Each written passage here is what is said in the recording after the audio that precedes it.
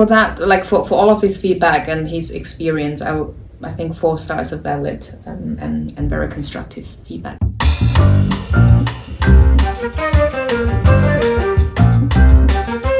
I have a dad, D-A-D, dad. Had mine a year now. 4 stars. Okay, let's see what happened during this year.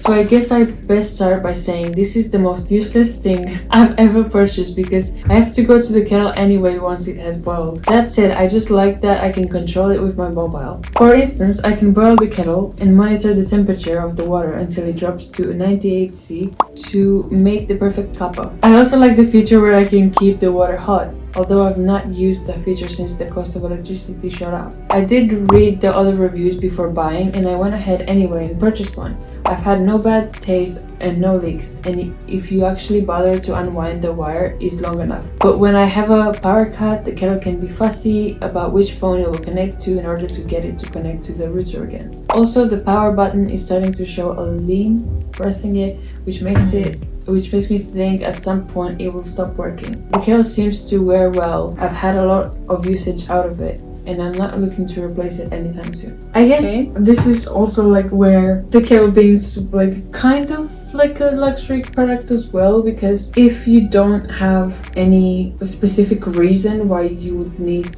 to be able to turn it on remotely, like a disability or anything like that, then it is like a luxury that like Dad had admitted it at the beginning. Like it's probably the most useless thing, but he just really likes that you can turn it from the mobile. Yeah, treat yourself. Can you just imagine this dad doing it on his phone, and then once his boy just looking at his phone like, okay, just drop to 98 so I can make my tea. I wonder if there's a specific reason for him to actually boil the water and let it drop, because in theory he can also just choose 98 and do it. Maybe that's a typo though, because it does look like it could be a typo. No, never mind. Very specific, 98. 98. Yeah, please let us know what tea are you making that's 98C. We are very curious and we'd like to try it out. I love that this dad went over all the reviews, so we definitely had people complaining about all of the things he's listed. I suppose that's a very constructive feedback, what he likes about it, although it may not be as necessary for everyone. And what can happen, like for example, when there's a power cut, you have to reconnect it sometimes, and it can be fussy. So he wrote this review in early February this year, so must have got it like a year ago. Well, in theory, if the kettle goes offline, it will automatically reconnect once it recognizes an existing network, so it shouldn't be fussy. It should also connect to the same phone that it was set up. So for example, if I set the kettle up on my phone and then share the link, for example, with a bunch of family members, then when it goes offline, it will reconnect first to my phone, right? Yeah.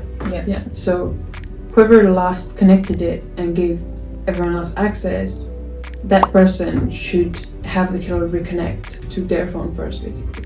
Actually, it's not about the phone, because the phone, it just works as a remote control. If you look at it, it's more like the connection between the kettle and the router. Like what happens in between it basically is like your phone is like a monitor, it shows up on your phone. But the root cause there was that, I suppose what happened to his model was that the router, like the power is back, everything's like the light is on, like the fridge is back to working, but the kettle is not back on. I would say if you leave it long enough, by long enough I mean like 10 minutes, it should automatically reconnect. Because of the health and safety regulation, the Wi-Fi signal shouldn't be on all the time, so it has to go off for a bit and then automatically turn it back on, like, and then repeat itself, so that it wouldn't just go offline completely. So I think that's what happened. So when everything's back on and the kettle is not, he was trying to do it manually, and then but really all he had to do was to long press the 100-degree button, and that should do the trick. For that, like for all of his feedback and his experience, I think 4 stars are valid and very constructive feedback. So thank you, Dad. That's it. Bye.